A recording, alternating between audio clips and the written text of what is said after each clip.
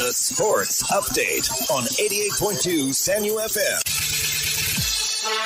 Arise and shine, Uganda. Clive Kyazze is my name, here with the latest in the world of sports. And yes, we are coming to you straight from the heart of Kampala. Now, Jacob Kiplimo is back in the country from Spain, Barcelona, where he set a new half marathon world record of 56 minutes and 42 seconds. That was on Sunday. Kiplimo's triumph marked the greatest improvement in the men's half marathon record, surpassing Kyazze 57 minutes and 30 seconds world record by 49 seconds. At a press conference yesterday in Kampala, Kiplimo reflected on his success in Barcelona. To me, Akel, I'm so happy about what I did. It's not about even my energy, but it was just the grace of God. It was not something easy to go and break the record, but to me, it's about the hard work you are doing and you believe in yourself. Most of the people will say that, this person, they have just trained for 1 month and they just go and won the race. But it's just about the hard work. First of all, for me, it's what thank the people that they are surrounding on me. Our coaches, not the first people is surrounding us, is the coaches. Then the management, the team, the teammates. So for me, I want to tell them thank you so much for the support. I know we are still, it's the beginning. We have just started. Kiplimo will now focus on his marathon debut slated for the 27th of April in London, and he wants to make an instant impact. To me, actually, the first thing is about the training. And when you have done a good training, I know even there will be just easy. So, but for me, actually, about the question is about we want to bring back that glory again, because now we have, there's a lot of people that just came, then they go. And for us now, we are coming, me and Joshua and the other guys, we are just coming there for marathon now. We are going to make it, to come back where it was like in 2012. My preparation is, I started this training last year for marathon. I started doing some mileage, but now my place for training is Capiola. I don't have another race now until London on 27th April. The Sunbeat Uganda Cup round of 32 starts today with 3 ties. The 10-time winners Express Football Club are off to Yumbe, where they will be facing a total, with the Renzori Lions hosting Buhimba United States in Kasese.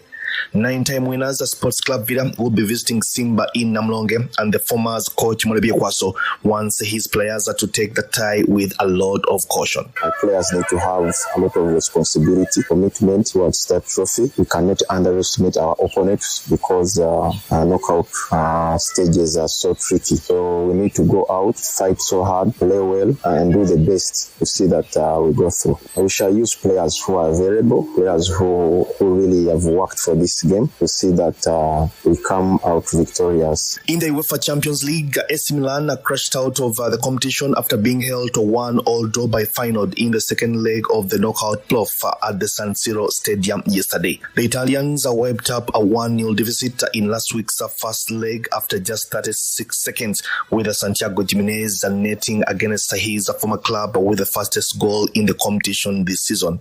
But Milan fullback Theo Hernandez was sent off in the 51st minute for 2 yellow cards, and Feyenoord substitute Julian Carranza headed in a decisive 73rd minute goal to seal a 2-1 victory on aggregate. The last 16 draw that will be held this Friday will decide whether the Dutch side face Inter Milan or Arsenal next month. Celtic's Champions League adventure also came to an end as Bayern Munich struck in the 94th minute to deny them a stunning victory in Germany and snatch a 3-2 victory on aggregate.